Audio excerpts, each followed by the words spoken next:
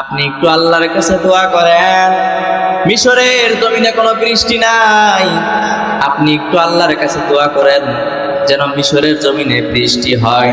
মুসা পয়গম্বর তার উম্মতদেরকে নিয়ে এক মাঠে একত্রিত হইলেন। মুসা নবী যখন আল্লাহর কাছে দুই হাত উঁচু করেছে, তার কওমদেরকে নিয়ে, তার দলের লোকজনদেরকে নিয়ে যখন আল্লাহর কাছে দুই হাত উঁচু করে বলে, রে মালিক, মিশরের জমিনে বৃষ্টি নাই, একটু বৃষ্টি নাজিল করতে, একটু বৃষ্টি দান করেন। মুসা নবীর দোয়াকে আল্লাহ পাক রব্বুল আলামিন কবুল করে নাই। মুসা নবীর দোয়াকে আল্লাহ তাআলা ফেরত দিয়ে দিয়েছে। মুসা নবীর দোয়াকে আল্লাহ যখন ফেরত দিল, মুসা নবীর রাগ ছিল অতিরিক্ত বেশি। আমরা এটা ভালো করে জানি, যত নবী রাসূল দুনিয়াতে আসছে সমস্ত নবীদের মধ্যে কিন্তু মুসা নবীর রাগ ছিল বেশি, জেদ ছিল বেশি, ঠিক না বেটি? মুসা নবীর দোয়া যখন ফেরত দিয়ে দিল, মুসা নবী আল্লাহ পাক রব্বুল আলামিনকে ডাক দিয়ে বলে, রে মালিক, আপনি আমার দোয়া কেন ফেরত দিলেন? আল্লাহ পাক রব্বুল আলামিন ডাক দিয়ে বলে, তুমি যাদেরকে নিয়ে দোয়া করতেছো, তোমার এই দলের মধ্যে, তোমার এই কওমের মধ্যে, তোমার এই উম্মতের মধ্যে এমন একজন ব্যক্তি আছে যে ব্যক্তি অপরাধ করেছে 40 বছর। তোমার এই দলের মধ্যে এমন একজন ব্যক্তি আছে যেই ব্যক্তি গুনাহ করতে করতে মন পর্যায়ে চলে গেছে, তার কারণে মিশরের জমিনে বৃষ্টি বন্ধ হয়ে গেছে। মুসা নবীর রাগ মাথায় উঠে গেল, মুসা নবীর জেদ বেড়ে গেছে। মুসা নবী এবার ধমক দিতেছে, এ কে আছো গুনাহগার, এই মজলিস থেকে উঠে যাও।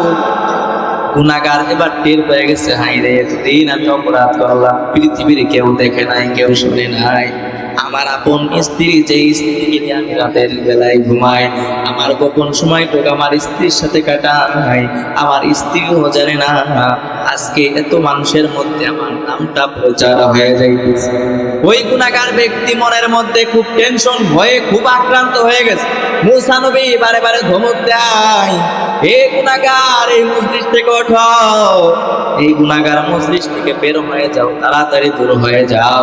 কে আছো গুনাহ করছো, কে আছো অপরাধী, মজলিস থেকে বের হয়ে যাও, তোমার কারণে মজলিসের দোয়া কবুল হইতেছে না। মুসা নবী বারে বারে ধমক দিতেছে, গুনাহগার আর মজলিস থেকে ওঠে না।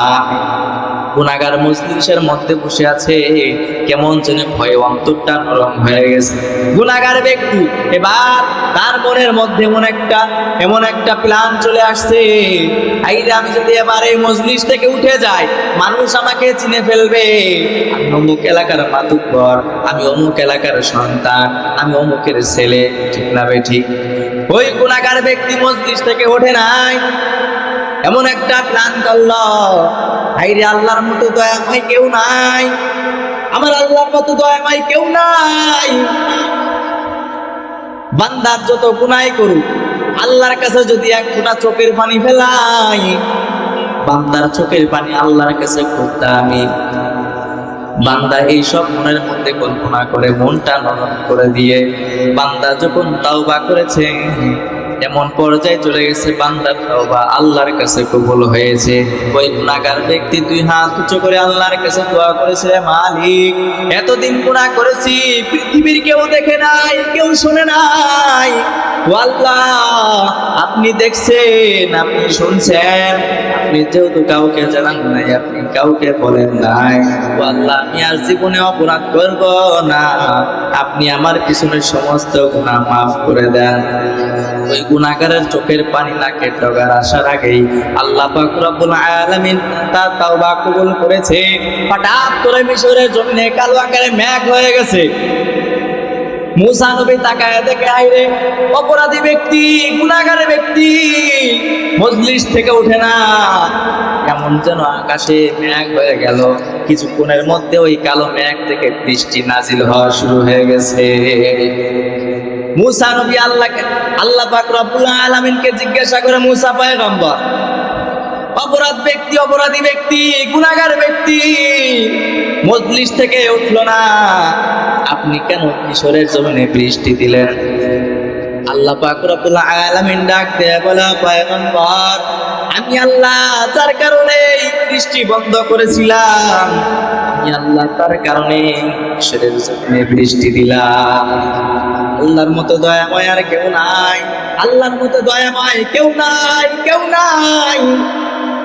সন্তান যত অপরাধ করুক, সকালবেলা মা ঘর থেকে সন্তানকে বের করে দিছে, সন্তান সারাদিন গলায় বেড়াইছে, ঘোরাফেরা করতেছিল, সারাদিন ঘোরাফেরা করছে, বন্ধুদের সাথে আড্ডা দিছে, খেলার আড্ডাখানায় আড্ডা দিছে, সারাদিন কেটে গেছে। সন্ধ্যাবেলা যখন সন্তান যখন ঘরে ফিরে আসে, মাকে নরম কণ্ঠে ডাক দিয়ে বলে, মা।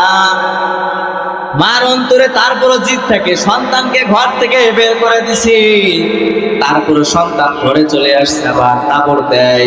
সন্তান ঘুরে ফিরে আবার যখন দরজায় এসে মাকে মা বলে ডাক দেয়, মার অন্তরটা নরম হয়ে যায়। মা চোখের পানি ফেলায় বলে, সন্তান তুই করে আয়।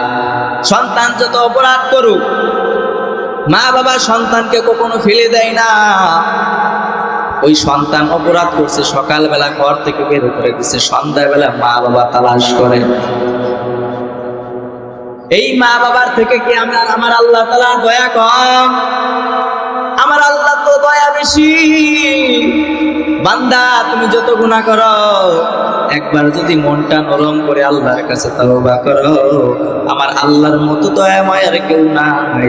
আমার আল্লাহ তোমার তওবা কবুল করে নিবে।